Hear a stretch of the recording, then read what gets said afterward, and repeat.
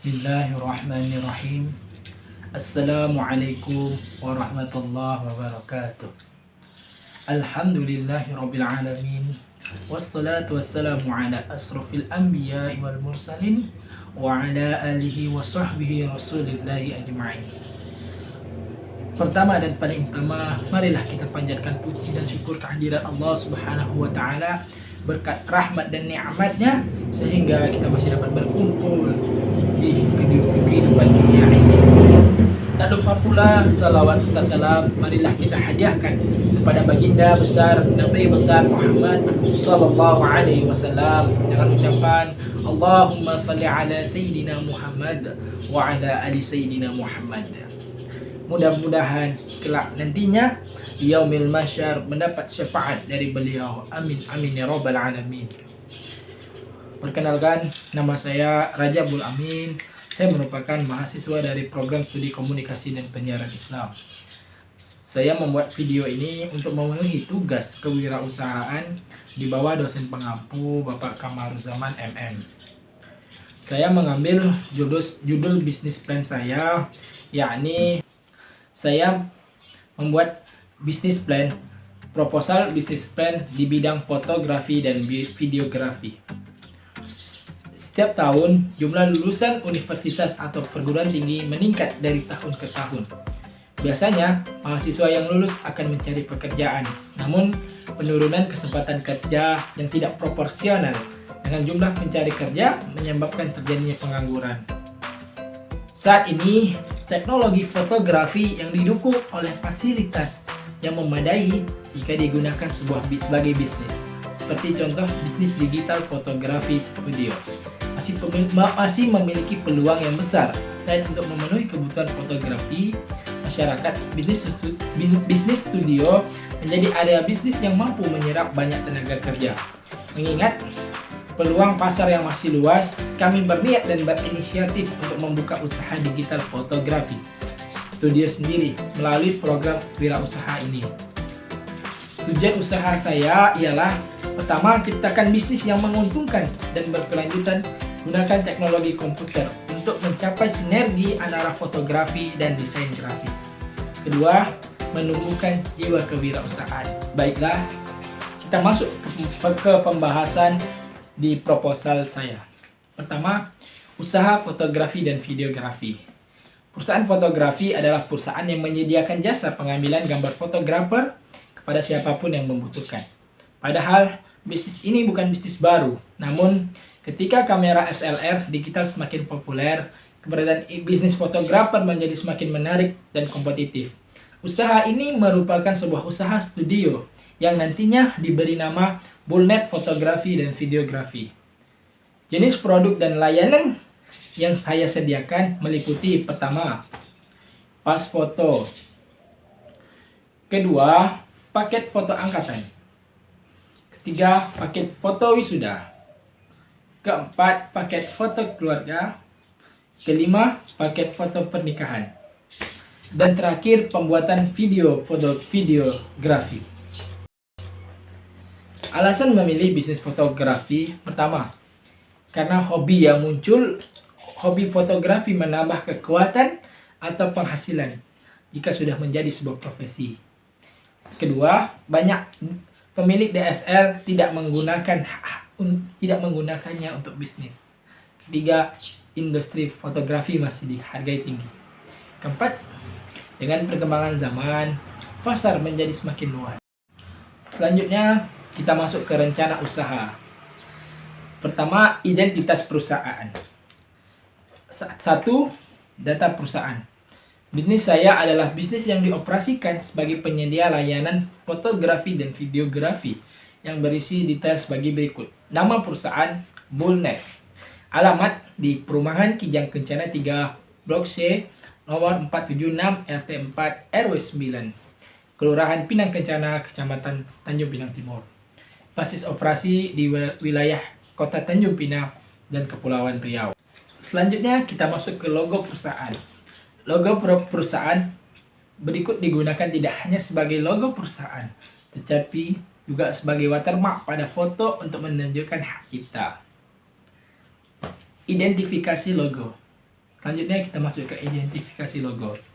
Pertama, simple design. Jika melihat keseluruhan, desain Bullnet bentuknya sangat sederhana karena logo berfungsi juga sebagai watermark sehingga logo tidak akan terlalu merepotkan pada foto. Kedua, fotografi dan videografi font halus.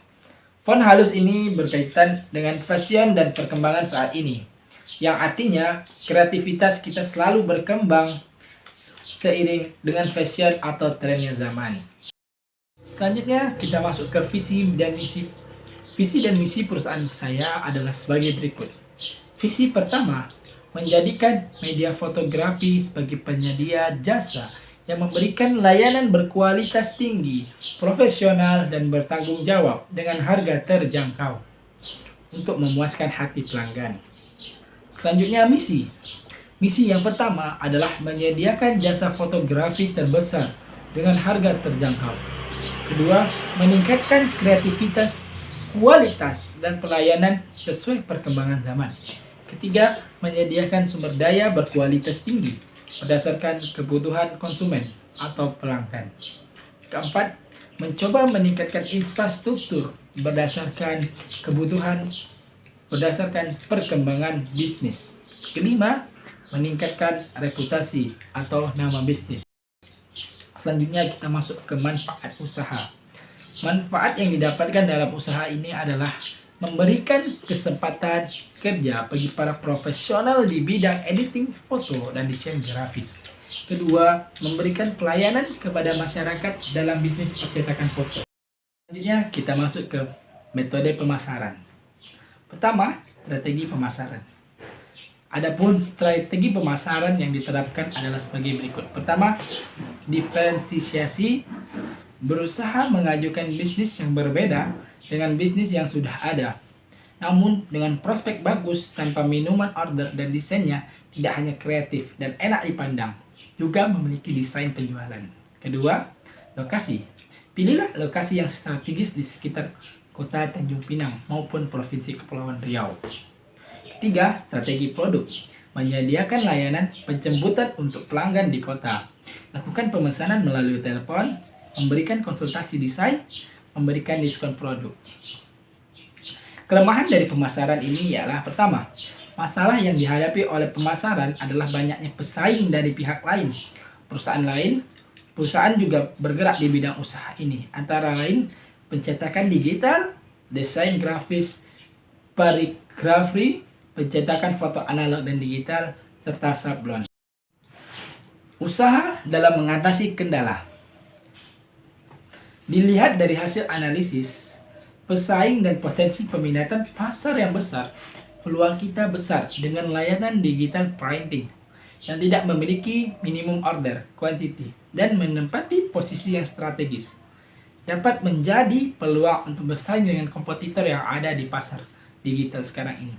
Selain mengatasi kendala, kegiatan promosi juga telah dilakukan untuk kepentingan masyarakat maupun konsumen.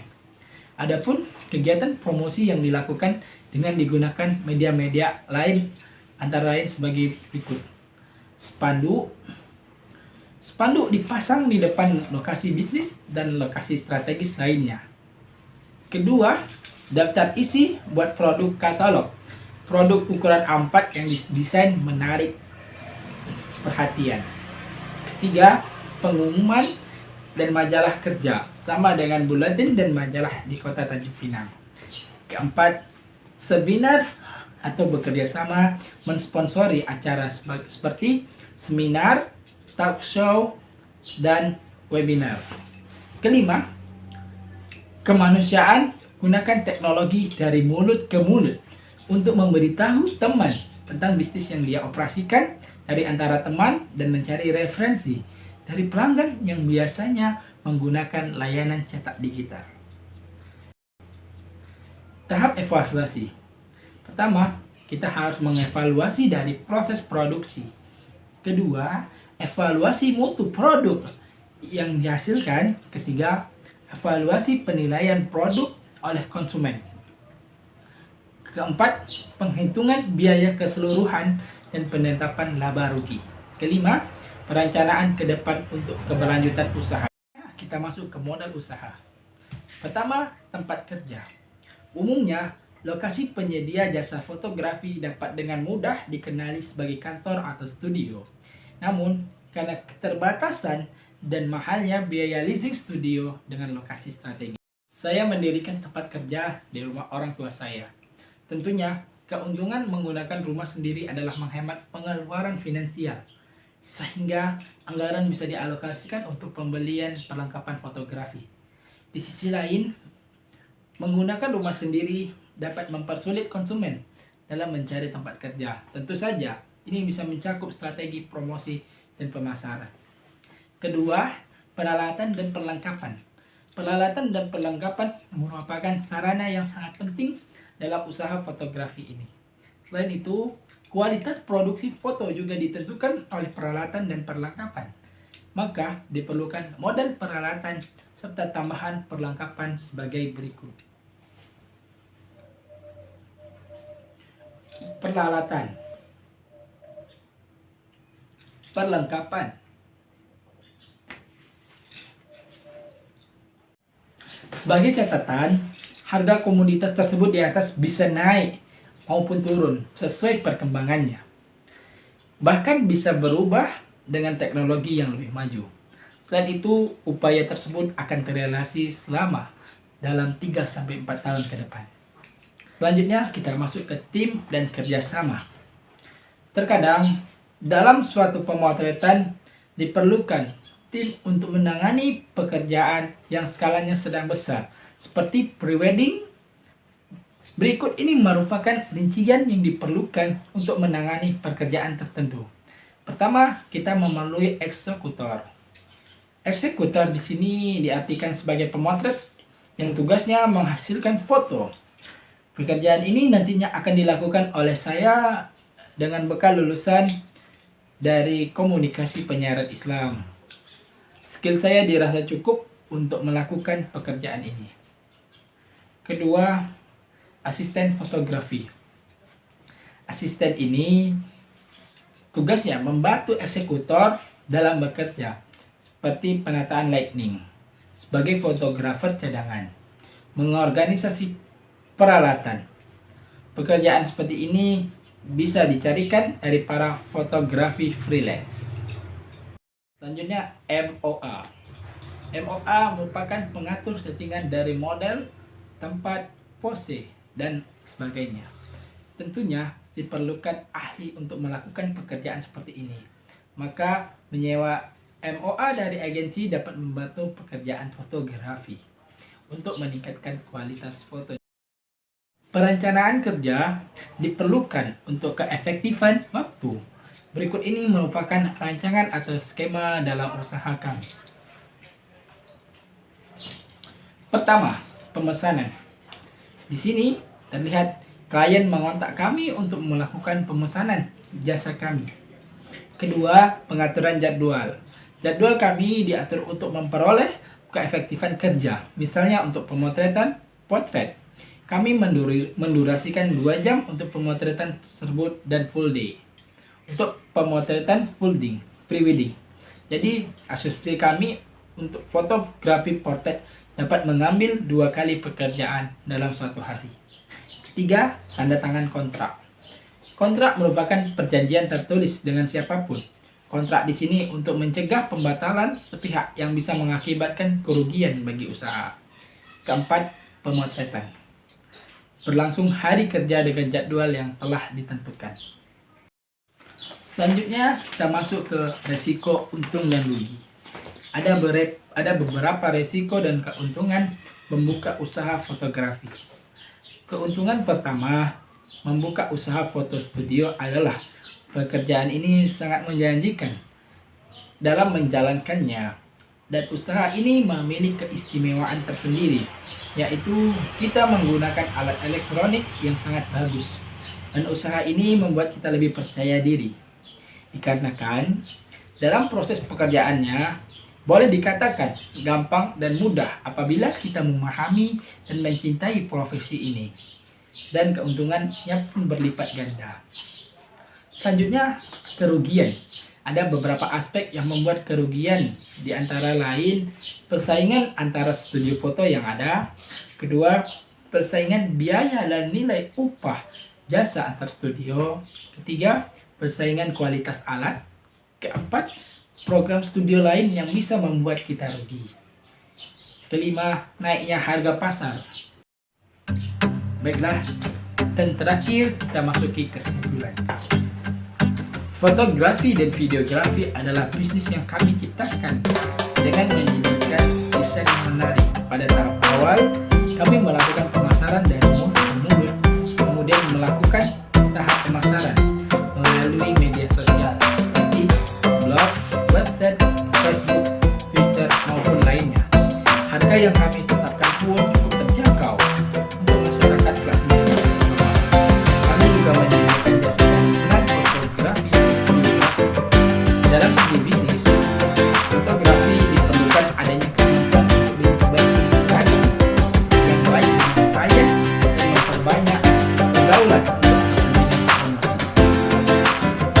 memiliki banyak klien tidak cukup hanya membuat foto yang bagus dan perlombaan serta membuka stand bila ada bazar dan kerjasama